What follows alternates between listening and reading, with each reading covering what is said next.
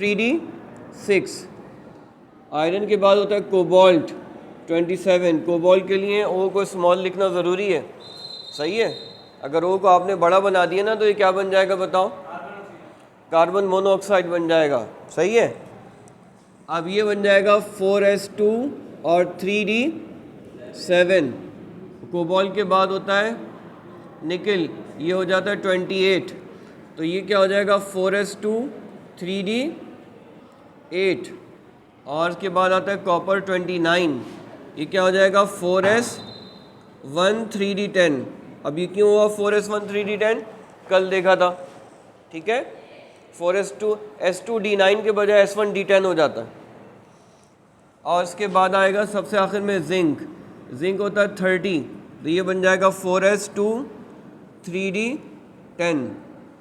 अब एक हमने ख़ास बात क्या देख रहे हैं कि इन सब की इलेक्ट्रॉनिक कॉन्फ़िगरेशन में क्या ख़ास बात है, electronic configuration is not ending in the last shell, it is ending in the second last shell.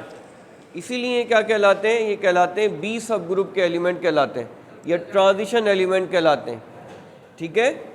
यानी ये स्टैंडर्ड एलिमेंट नहीं है। जा रहा ही है मेरा बेटा, पढ़ो, चल जाओ। अब बेटा देखो, अब इसमें हमने आपको बताया था कि how to assign the group number. तो ग्रुप नंबर असाइन करने के लिए ये तो नहीं हो सकता ना कि इनको सबको कहते हैं ग्रुप 2 में डाल दो। वैलेंस शेल में तो 2 इलेक्ट्रॉन आ रहे हैं ना, सबको कैसे डाल दें, ग्रुप 2 तो वैसे ही इतना बड़ा है। तो ट्रांजिशन एलिमेंट के लिए अलग से सब ग्रुप है। और ट्रांजिशन एलिमेंट के सब ग्रुप कैसे असाइन होते हैं, by looking at the electron in the last 2 orbital, by looking at the electron in the last 2 orbital. तो अब इसका ग्रुप नंबर देखो क्या बनेगा, इसका बनेगा 3b, इसका 4b, फिर 5b, 6b, 7b, इसके बाद देखो 8b, ऐसा ही बनेगा ना, ऐसा ही होगा। 8b के बाद क्या बन गया 9b और 10b, सही है।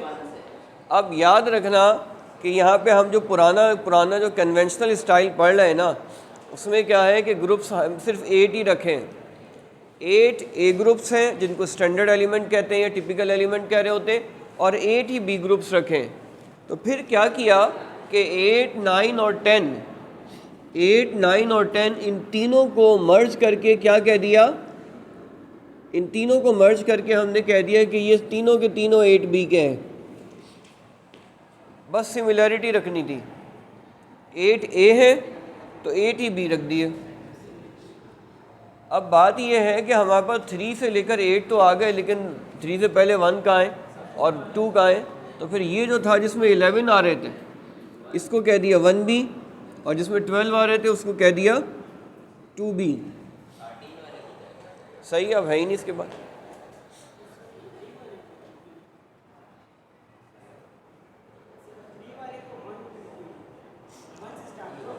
3 वाले को 1 इसलिए नहीं कहा कि ये हमने ये सोचा था कि जो ग्रुप नंबर असाइन होंगे ना वो आखिरी के 2 ऑर्बिटल को देख के होंगे,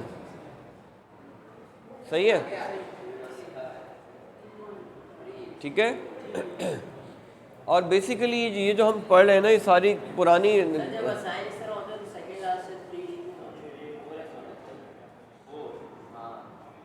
4s के बाद इलेक्ट्रॉन 3d में जाता है ना ऑफ वर्क के अकॉर्डिंग।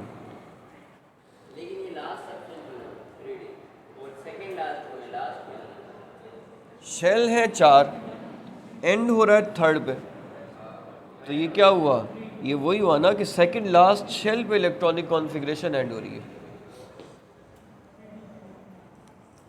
चले आगे।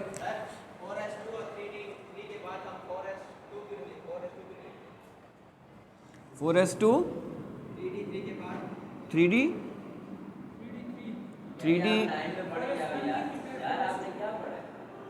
इसके बाद 4s2 3d4 क्यों नहीं कहते?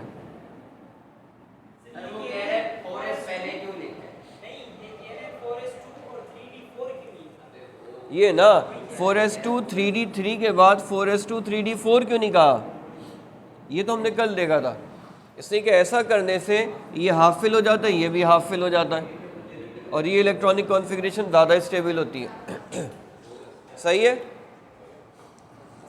अब बेटा देखो, ये हमने बताना था ज़रा आपको इलेक्ट्रॉनिक कॉन्फ़िगरेशन के बारे में। आज क्यों ऐसा क्यों लग रहा है कि थोड़ा सा ठीक है। अब देखो, अब एक क्वेश्चन लिखो कि why are group 1b elements, why are group 1b elements, bracket में लिखिएगा coinage elements, coinage metals. Why are group 1b elements, coinage metals, coinage metals included in transition elements, included in transition elements। अब देखो 1b की अगर electronic configuration देखो ना, तो ये क्या आ रहा है, इनका D फुल फिल है, फुली फिल है ना। अब जब इनका D फुली फिल है तो ट्रांजिशन मेटल की डेफिनेशन क्या कहती है, D should be partially fill. तो इनको तो नहीं होना चाहिए, लेकिन अगर हम डेफिनेशन को पूरा पढ़ें तो क्या है कि transition metals are the elements, या transition elements are the elements which have partially filled d orbital in their element form और in one of their ionic form. अब ये जो आइन्स बनाते हैं ना, जैसे आप कॉपर को देखो, कॉपर +2 बनाएगा, जो कॉपर +2 का हो जाएगा उसकी इलेक्ट्रॉनिक कॉन्फ़िगरेशन क्या हो जाएगी। अगर कॉपर +2 बनाता है, जैसे आपको पता है कॉपर सल्फेट है ना, 4s2 3d7 हो तो ये क्या हो जाएगा, ये हो जाएगा 4s0 3d9। और 3d9 का मतलब क्या है कि ये पार्शली फिल है। सर s फुलफिल नहीं होगा सर, इसमें से एक ही अनपेयर्ड इलेक्ट्रॉन एक कम है, तो वो 4s पे क्यों हो गया। 2 इलेक्ट्रॉन निकलने थे ना, तो सबसे पहले इलेक्ट्रॉन कहाँ से निकलता है, वैलेंस शेल से, उसके बाद एक बच गया, वो यहाँ से निकला। सर तो लास्ट 3d में एक अनपेयर्ड इलेक्ट्रॉन, सर वो 4s में वापस भी नहीं चलता। सर कह रहे थे सर 4s2 में 4s1 होगी 3d10 हो जाता है। वो 4 वहाँ से जंप क्यों नहीं करता, वहाँ से जंप करके क्यों नहीं आ जाता। 4s2 3d सर वहाँ भी एक अनपेयर्ड इलेक्ट्रॉन 4s में भी अनपेयर्ड है। एक इसकी ना, दोनों इलेक्ट्रॉन्स 3d से क्यों नहीं जाते। इसलिए कि बाहर वाला ज़्यादा ख़तरे में होता है। नहीं बाहर वाला इलेक्ट्रॉन ज़्यादा ख़तरे में होता है। ये अगर सर चलेंगे तो वापस मिल जाएगा। ये 4s2 3d7 भी तो हो सकता है। कौन सा, यही वाला, क्योंकि वो भी मिल कर रहा है। इधर आ गया ना 4s2 3d7 कर दो। ये तो 4s1 3d10 होता है ना, दो इलेक्ट्रॉन यहाँ आ जाए ना s के पास। इसने तो 2 इलेक्ट्रॉन दे दिए ना। आप ये कहना चाह रहे हैं कि ये दोबारा इसके अंदर आ जाए, 4s के अंदर इलेक्ट्रॉन। अगर ये इलेक्ट्रॉन जो है ना 4s के अंदर जाने, तो हायर एनर्जी से इनको लोअर एनर्जी के अंदर आना पड़ेगा। नहीं मैं कहना चाह रहा हूँ इलेक्ट्रॉनिक कॉन्फ़िगरेशन जो है यहाँ पे 4s से होकर ही जाएगी ना। 4s का एक भी होगा तब 3d फिल होगा, तो ये होना चाहिए यहाँ। इसने 2 इलेक्ट्रॉन लूज़ किए हैं। अब इसने 2 इलेक्ट्रॉन लूज़ किए हैं, 2 इलेक्ट्रॉन लूज़ करने के बाद ये जो वैकेंसी आई है, आप ये कहना चाह रहे हैं ये वैकेंसी खुद ब खुद फिल हो जाए और यहाँ से इलेक्ट्रॉन 4s के अंदर चले जाएं। हो सकता है इसके अंदर एनर्जी रिक्वायरमेंट होती हो, और कोई ना कोई रीज़न होगा ज़रूर, इसलिए कि इलेक्ट्रॉनिक कॉन्फ़िगरेशन बनेगी नहीं ना। ये S0 3d9 है। यकीनन इसका कोई ना कोई रीज़न होगा ज़रूर। असल में मसला ये है कि ये तो कॉपर अभी बना है ना, जब कॉपर सल्फेट बनता है तो अब ये जो वैकेंसी है ना, ये जो वैकेंसी आपको इस वक्त नज़र आ रही है, ये वैकेंसी बेसिकली फ़िल होती है, लेकिन ये फ़िल हो जाती है by the pair of electrons. ठीक है, और ये वैकेंसीज़ कैसे पेयर ऑफ इलेक्ट्रॉन से फ़िल होती हैं ये हम देखेंगे डिटेल में आगे। ऐसा नहीं होता कि ये डी के इलेक्ट्रॉन जम करके इधर चले जाएं, इनको इसलिए कि इसकी जो पास जो वैकेंसी है, एस के अंदर वैकेंसी है और इसके अंदर पी के अंदर भी वैकेंसी है, तो एस की वैकेंसी और पी के अंदर जो वैकेंसीज़ हैं वो फिल हो रही होती हैं with the help of water. Water as a ligand आ रहा होता है और इन वैकेंसीज़ को फिल कर रहा होता है। ये वैकेंट नहीं जाती, ये फिल होती ज़रूर है, लेकिन ये अपने इलेक्ट्रॉन से फिल नहीं करती, दूसरे लोग आके इनको फिल करते हैं। ठीक है, वो हम आगे चल के देखेंगे। अब देखो बात क्या है कि अगर हम गौर करें ना तो ये क्या होता है कि अपनी आयनिक स्टेट के अंदर इसका डी पार्शियली फिल हो गया, जिस वजह से हम क्या कहेंगे कि it should be included in the transition metal. It is a transition metal because in the ionic state it is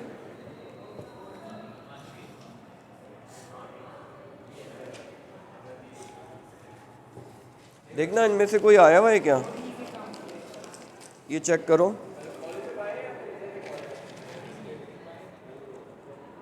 अच्छा अब बेटा देखो ज़रा,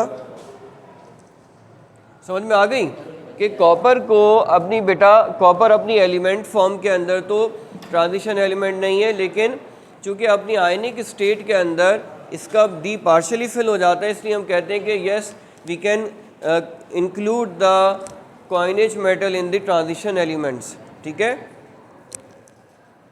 अच्छा अब देखें, अब इसके बाद एक और क्वेश्चन आता है कि what are the typical and the non typical transition elements. ठीक है,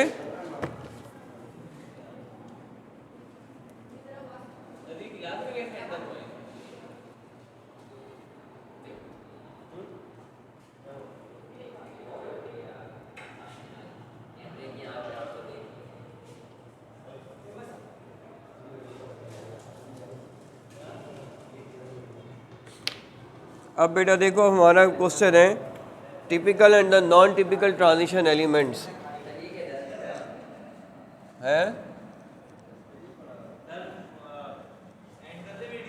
नहीं नहीं नहीं चलने दो।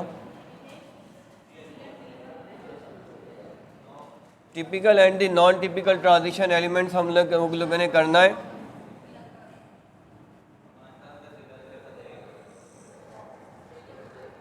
यार इसको किसने फिल किया है, इसको ज़रा फिल करो एहसन, एहसन इसको फिल करो। अब्दुल्ला तुम कर दो बेटा। अब हम आ रहे हैं जी, अब हम आ रहे हैं बेटा, सबसे पहले देखते हैं non typical transition elements. Non typical transition elements,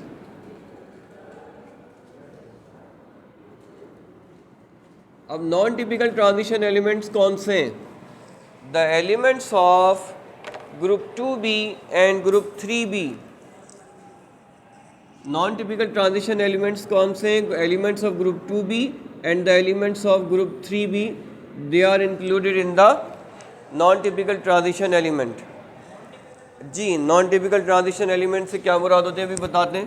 देखो बेटा, इनकी जो इलेक्ट्रॉनिक कॉन्फ़िगरेशन है ना, इनकी जनरल इलेक्ट्रॉनिक कॉन्फ़िगरेशन क्या होती है? इनकी इलेक्ट्रॉनिक कॉन्फ़िगरेशन ये होती है कि इनके वैलेंस शेल में एस में होते हैं इलेक्ट्रॉन 2, और जो इनर शेल होता है उसमें डी में इलेक्ट्रॉन कितने होते हैं? 10। ठीक है, अभी हमने देखा था। और जो ग्रुप 3b के होते हैं उनके वैलेंस शेल में इलेक्ट्रॉन होते हैं 2, और इनर शेल में कितने इलेक्ट्रॉन होते हैं? 1। ठीक है, अब देखो ये जो एलिमेंट्स हैं ग्रुप 2b के और 3b के, इनमें क्या होता है? ग्रुप 2b के जो एलिमेंट्स हैं वो क्या कर रहे होते हैं? ये बनाते हैं +2 का कैटाइन। जब ये +2 का कैटाइन बनाते हैं तो इनकी इलेक्ट्रॉनिक कॉन्फ़िगरेशन क्या हो जाती है? NH0 N-1 D10। अब देखो D तो इनका पार्शियली फिल नहीं है, ट्रांजिशन मेटल के लिए D क्या होना चाहिए? Partially field. अब यहाँ तो D पार्शियली फिल है ही नहीं, एलिमेंट में भी नहीं था, आयन में भी नहीं है। और अगर यहाँ देखो ये इसकी एलिमेंटल स्टेट के अंदर तो क्या है, इसके अंदर ट्रांजिशन एलिमेंट का हम इसको मान सकते हैं, लेकिन इसके जितने कंपाउंड बनते हैं वो सारे के सारे +3 के बनते हैं।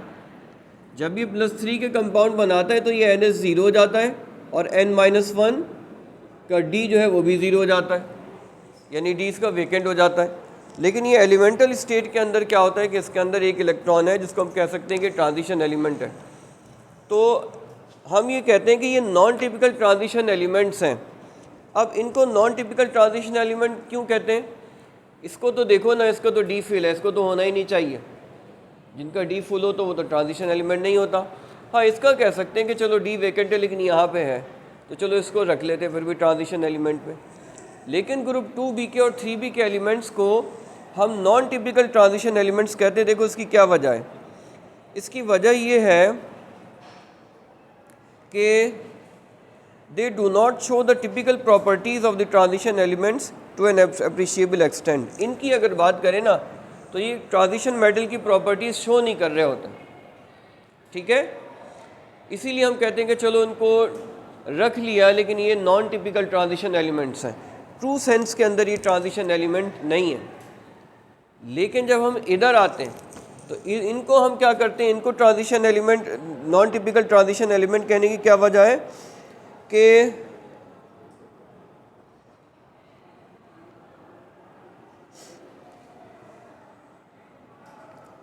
इनके जितने कंपाउंड्स हैं ना, कंपाउंड्स के अंदर, सब के अंदर यही हो रहा होता है कि इनके डी जो है ना वो क्या हो जाता है, वेकेंट हो जाता है। तो इनको हम क्या कहते हैं कि ये भी क्या है, नॉन टिपिकल ट्रांजिशन एलिमेंट्स हैं। सिर्फ इसकी एक वजह बनती है कि चलो ठीक है, एलिमेंटल फॉर्म में तो इसके अंदर जो है वो एक इलेक्ट्रॉन है, तो चलो उसको ट्रांजिशन एलिमेंट मान लें। लेकिन चूंकि इतना ज़्यादा प्रॉपर्टीज़ शो करते नहीं है ट्रांजिशन एलिमेंट्स की, ट्रांजिशन एलिमेंट्स की एक बहुत बड़ी प्रॉपर्टी होती है कॉम्प्लेक्स बनाना, जो हम आगे चल के देखेंगे। तो इन ये चूँकि कॉम्प्लेक्स बनाने की प्रॉपर्टीज़ शो नहीं कर रहे होते, जो कि एक मेजर प्रॉपर्टी है ट्रांजिशन मेटल्स की, तो इसलिए हम कहते हैं कि नॉन टिपिकल ट्रांजिशन एलिमेंट्स हैं।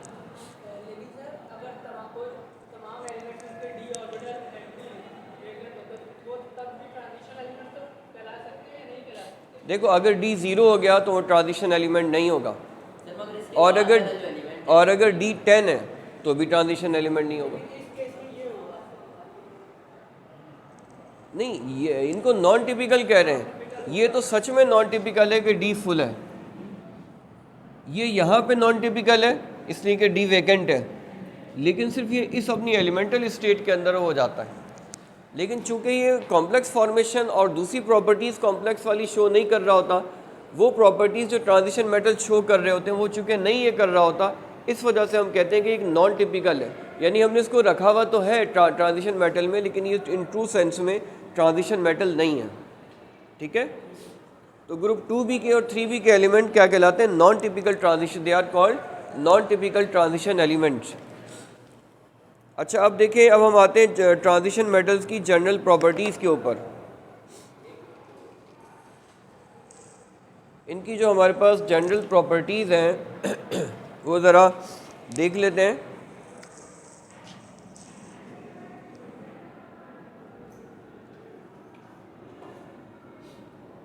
जनरल प्रॉपर्टीज़, अब इसकी देखिए जनरल प्रॉपर्टीज़ के अंदर हमारे पास आ रहा है, they are all metallic in nature. Some of the transition elements play an important role in the industry. These metals are titanium, chromium वगैरह वगैरह. They are all hard and strong metal with high melting and boiling point. They are good conductor of heat and electricity. बेटा देखो ये जो है ना, इनकी जो यूज़ इतना ज़्यादा है ट्रांजिशन मेटल्स का, वो इसकी वजह क्या है कि ये हार्ड होते हैं। और हार्ड होने का क्या वजह है, देखो transition metals are metals but they are not very strong metal. Strong metal नहीं है। वजह क्या है कि metal is recognised by the tendency to donate the electron. इनकी इलेक्ट्रॉन डोनेट करने की टेंडेंसी इतनी अच्छी नहीं है। वजह क्या है कि they are found in the mid of the periodic table, जबकि जो अल्कली मेटल और अल्कलाइन अर्थ मेटल जिसको हम कहते हैं कि they are the strongest metal in this world, तो वो बहुत स्ट्रॉन्ग मेटल हैं। क्यों? Because of their very big size. They have so big a size that their tendency to donate the electron is maximum. लेकिन ये चूँकि left पे नहीं आ रहे, मिड में आ रहे हैं ना, तो इनका क्या है कि ये बिग नहीं है, इतने बड़े बड़े नहीं होते, इसलिए कि ये mid of the periodic table पे आ रहे हैं। और स्मॉल एटॉमिक रेडियस होने की वजह से क्या होता है, their crystal is very strong. इनका क्रिस्टल उनके मुकाबले में क्या होता है, स्ट्रॉन्ग होता है। आप देखो ना, सारी दुनिया की जो वायरिंग हुई हुई कॉपर पे हुई हुई है, हालांकि सोडियम तो उससे बहुत ज़्यादा स्ट्रॉन्ग मेटल है, उस पर नहीं हुई हुई। वजह क्या है? वजह उसकी ये है कि सोडियम के अंदर स्ट्रेंथ ही नहीं है।